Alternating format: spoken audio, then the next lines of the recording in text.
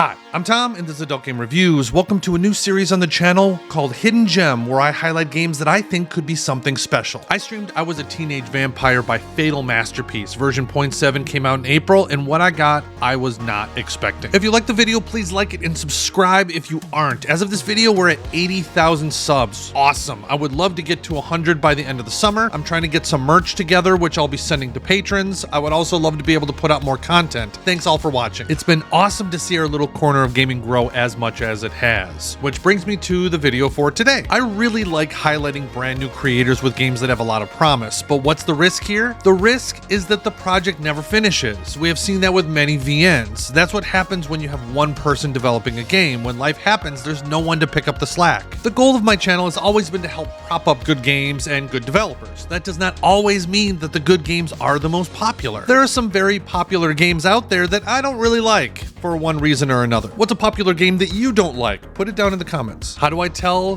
what a good developer is? Well, I have my criteria. I put a video out on that before. I can put that in the description, but I'm guessing as much as everyone else. Why I pulled back on doing my first impressions videos. I don't want to accidentally highlight a game that will end up falling apart. But every once in a while, a game comes along that sticks out to me that I feel should be doing better than it is. That brings me to I Was a Teenage Vampire by Fatal Masterpiece. I got the game off of itch for $5. Right now, there's only 2 to 3 hours of content, but it has done something I haven't seen before. And if you can't tell, that's the visuals. I Was a Teenage Vampire was just converted over to Ren'Py from Unity. That's why I recognize some of the same familiar models like Chad here. What makes this different? The developer created the renders in DAZ and ran it through an illustrative filter in Photoshop. This is what gives it the unique looking renders. Some people might consider certain Photoshop filters AI. However, my problem with AI is generative AI, which has taken over Steam. The terrible looking thumbnails with all the girls looking the same. And I just threw up in my mouth a little bit.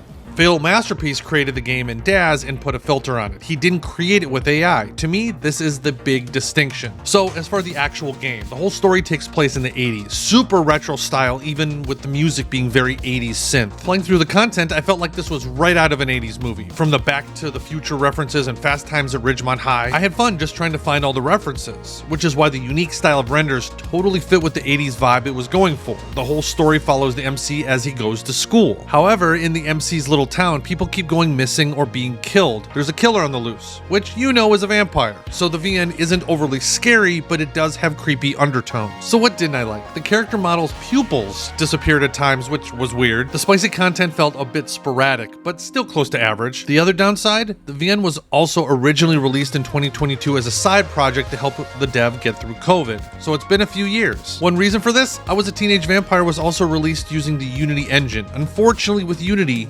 kind of sucks, so we took the time to convert it over to Ren'Py. I'm hoping with the conversion, we will get quicker updates. Now, let me be clear. I'm not saying everyone should go out and play this right now. This VN is not for everyone. I had one person while I was streaming say they didn't like the illustrative style. I get it. You also may want to wait for more consistent updates or maybe for it to finish one day. If that is your decision, I don't blame you. But for me, I want more unique games like this to come out. So I had no problem paying the $5 over on itch. If you've played it and enjoyed it as much as I did, you may want to check out I Was a Teenage Vampire's Patreon. Now, Fatal Masterpiece, don't make me look like an asshole and not complete this game. You're not gonna make me look like an asshole, are you? Okay, I want to thank all my backers on Patreon and Subscribestar. I wouldn't be here without you guys. Also, if you haven't seen my review of Best, you can check it out right here. Thanks again, until next time.